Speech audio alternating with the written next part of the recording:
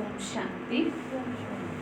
दादी प्रकाशमणि जी के 14वें पुण्य स्मृति दिवस पर क्लास में सुनाने के लिए दादी जी द्वारा मिली हुई अनमोल सौगात। ठीक है, पहला पॉइंट है, ईश्वरीय नियम और मर्यादाएं हमारे जीवन का सच्चा श्रृंगार है। इन्हें अपने जीवन में धारण कर सदा उन्नति करते रहना। नियम मर्यादाएं, बाबा ने जो हमें नियम बना के दिए हैं वो हमारा सुरक्षा कवच है, वो हमारा श्रृंगार है, वो आपको दुनिया के दुखों से बचाएंगे। इस बात का आपको ध्यान रखना है। ठीक है, इसीलिए कभी भी ये नहीं कि बाबा आपने एक ऐसे नियम बना दिए, वो आपके लिए सुरक्षा कवच तैयार किया है। जैसे कि कई जगह क्या है ना, गुजरात में वहाँ के लोगों ने एक ऐसी जैकेट तैयार की है जो जब बाढ़, भूकंप और ये जब प्राकृतिक आपदाएं आती है ना, तो उस जैकेट को पहनने से क्या होगा, आप सुरक्षित रहेंगे। और जितना भी आपके घर में वो होगा ना, मतलब गोल्ड होगा या जो भी कुछ होगा, वो अपने आप उससे लग जाएगा और आप कहीं भी सुरक्षित दूसरी जगह पहुंच जाएंगे।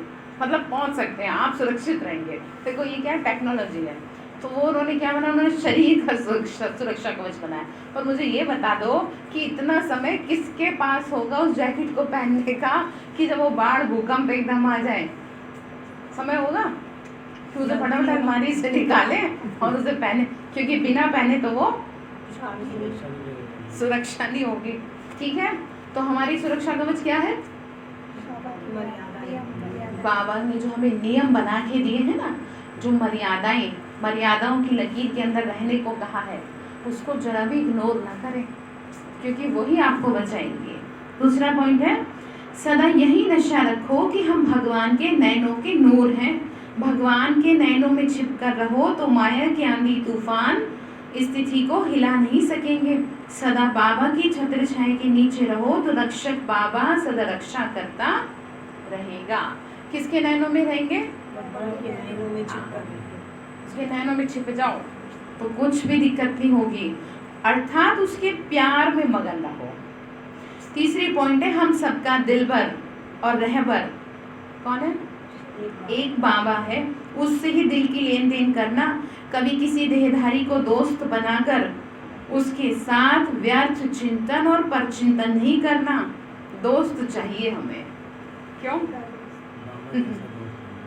लोगों को रहता है ना, सबको। अच्छा, वो कई भाई बहनों को भी रहता है, ब्राह्मणों को भी रहता है, हाँ, वो अपने जैसा ढूंढते हैं कि मैं इससे अपने मन की बात कह सकूं। इन सब चीज़ों से भी क्या करना है, क्यों जानते हैं, क्योंकि आपकी एनर्जी क्या है, दूसरी आत्मा खींच लेती है। उसने तो आपको अपनी व्यर्थ की बातें बता दी।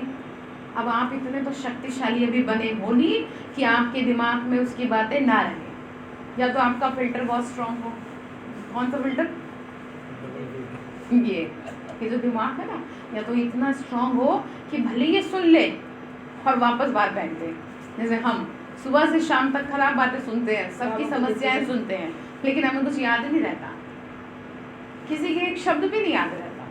अच्छी बातें ग्रहण करो तो इसके लिए आपको इसे मजबूत करना पड़ेगा ना, नहीं तो आपको परेशान करेंगे दूसरे की बातें, भले ही वो ब्राह्मण है, क्योंकि उसके साथ भी तो समस्या है। अब ये भी नहीं कहा जा रहा आप उसकी समस्या ना सुने। अब किसी को कोई परेशानी आप सुनेंगे तो सही, लेकिन क्या कर देंगे, एक काम से सुन दूसरे से जो प्रॉब्लम है वो दूसरे से निकाल दो, क्योंकि वो आपके काम की चीज नहीं है, और उसे वापस में क्या दे दो, बस आपके पास जो है वो दो ना, तो ठीक है।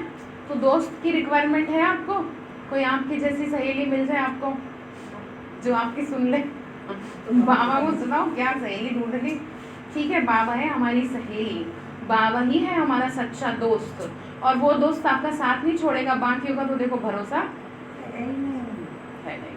कभी कुछ ऐसा पेपर आया जिससे हम दोस्त बनाए तो बाद में हमारी सही बात। नेक्स्ट है, चेहरे पर कभी उदासी, ध्यान से सुनो, देखो उदासी, घृणा व नफरत के चिन्ह ना आए। सदा खुश रहो और खुशी बांटते चलो। अपने सेंटर का वातावरण ऐसा खुश नसीबी का बनाओ जो हर एक को खुश नसीब बना दो। ठीक है, क्या करेंगे, तो देखो यहाँ पर जो नफरत और उदासी वाले चेहरे से आएगा तो उसकी एंट्री फिर बंद करेंगे। पहले अपना चेहरा सही करो। पहले ढंग से, इसीलिए क्या है मैं बात भी नहीं करती, क्या बोलती हूँ, पहले आप बाबा के कमरे में बैठो जाओ, पहले थोड़ा योग करो, उसके बाद यहाँ आना, तो अपने आप सही होके आएंगे, फिर उसका काम वो सही कर देगा। ठीक है, तो खुश नसीब बना दे, आप ऐसे बन जाओ ना। तो फिर क्या है नेक्स्ट कहा, जितना अंतर्मुखी बन मुख और मन का मौन धारण करेंगे, उतना स्थान का वायुमंडल लाइट माइट संपन्न बनेगा और आने वालों पर उसका प्रभाव पड़ेगा। यही सूक्ष्म साकाश देने की सेवा है। क्या कहा, मुख का और मन का मौन। ठीक है, हाँ। उसके बाद है, कोई भी कारणवश तेरे मेरे में आकर आपसी मतभेद में नहीं आना, आपसी मनमुटाव यही सेवाओं में सबसे बड़ा विघन है। इस विघन से अब मुक्त बनो और बनाओ। ठीक है, फिर कहा, एक दो के विचारों को सम्मान देकर हर एक की बात पहले सुनो, फिर निर्णय दो कि दो मतें नहीं होंगी। तो दो मतें नहीं होंगी, हर एक छोटे बड़े को क्या करो, रिस्पेक्ट जरूर दो। देखो जैसे मुझे याद है, मैं बहुत छोटी थी, 13 साल की थी, पता नहीं 13-14 साल की थी, तो मधुबन जब सेवा छुट्टियों में जाते थे तो प्रकाश मणि दादी जी आती थी, भट्टी पे हम सेवा कर रहे होते थे, मतलब वो रोटी सेकने की जो होती है, तो बच्चा हो बूढ़ा हो बड़ा हो, एक एक को ऐसे पूछती थी कि मतलब ऐसा लगता ही नहीं था कि इतनी दूर हो, मतलब इतना छोटेपन में, नहीं तो बच्चे माँ बाप के बिना कहाँ रह पाए। वो आती थी और कहती थी, ये भट्टी पे बैठे, इनको मैंगो शेक पिलाओ, इनको जलेबी खिलाओ। मुझे पूरा याद है उस समय दादी बिल्कुल ऐसे, जैसे टेबल है ना, यहाँ खड़ी होकर ऐसे कहती थी कि ये सेवा कर रहे थे, इनको खिलाओ पिलाओ। और एक एक जने को जो सेवा कर रहा होता था ना, टेबल पे बैठ के खा रहा होता था, उसको वहीं पर पूछती थी, जो मैंने फील किया है, जो मैंने अपनी आंखों से, उस तरह मुझे कुछ पता नहीं था, लेकिन आज मुझे वो सब याद है कि कैसे दादी एक एक को ट्रीट करती थी, कि जो क्या करते थे, सेवा करते थे। ठीक है, तो क्या हर एक को, छोटे बड़े को क्या दिया, स्नेह दिया, रिस्पेक्ट दिया ना। तो आपको भी क्या करना है, ठीक है, हर एक की बात सुननी है। अब बाबा के सभी बच्चे संतुष्टता की ऐसी खान भावना रखनी है, रीस नहीं करनी। फिर क्या कहा, किसी भी व्यक्ति वैभव पर प्रभावित नहीं होना, कोई भी ऐसा ना हो जो आपको अपनी तरफ अट्रैक्ट कर ले। फिर है, हम बाबा के रॉयल बच्चे हैं, बाप के रॉयल बच्चे सब, सदा स्वयं में रॉयल्टी और पवित्रता के संस्कार भरने हैं। ठीक है, रॉयल्टी समझते हैं ना, किसे कहते हैं, गुलामी के संस्कारों से मुक्त रहना है, कि दूसरे लोग मेरे साथ अच्छे से रहें, मीठा बोले, प्यार से बोले, तब तो मैं सही रहूं। अब ये तो मेरे सारा दिन मूड खराब करते रहते हैं, तो मैं कैसे सही रहूं बताओ। ये रॉयल्टी नहीं है। क्यों? क्योंकि आप हो किसके बच्चे, बाबा का मूड खराब होता है कभी आपको देख के, आप तो कैसी कैसी हरकतें करते होंगे पता नहीं घर में तो क्या करेंगे फिर, ध्यान देंगे ना खुद पे। गुलामी समझ गए, ये गुलामी है कि अपनी खुशी दूसरों पे, परिवार के इस मेंबर पे है, कि आप क्या कहते हो ना, कि मैं वैसे तो देखो मैं सही हूँ, पर ये जो है ना आत्मा, ये अगर सही नहीं रहती ना, मैं तो इस वजह से परेशान हो जाती हूँ। तो इसका मतलब आप गुलाम हो, वो आपको दाना डाले और आप फिर चुगो, है ऐसे करोगे आप, गुलाम बन के रहोगे नहीं ना। आपकी खुशी आपकी अपनी है, सत्यता को कभी नहीं छोड़ना। फिर कहा, हर घंटे 5 मिनट भी साइलेंस की अनुभूति जरूर करो, तो अनेक बातों पर विजय पाने की शक्ति आ जाएगी। माया पर विजय तब होगी जब ज्ञान सहित योग में रहेंगे। फिर है, सेवा के साथ साथ स्व स्थिति में एक रस रहें, उसके लिए योग भट्टी बहुत जरूरी है। क्या? संगठन में योग, स्व स्थिति एक रस रहे उसके लिए। इसमें सभी को संगठन में बैठ के अभ्यास करना चाहिए, तो संगठन का भी बल मिलता है। फिर कहा, आपके चेहरे पर कभी उदासी, घृणा, नफरत के चिन्ह दिखाई न दें। अगर आपस में कोई 19-20 बात हो जाए तो अपनी तपस्या से उसको मिटा दो।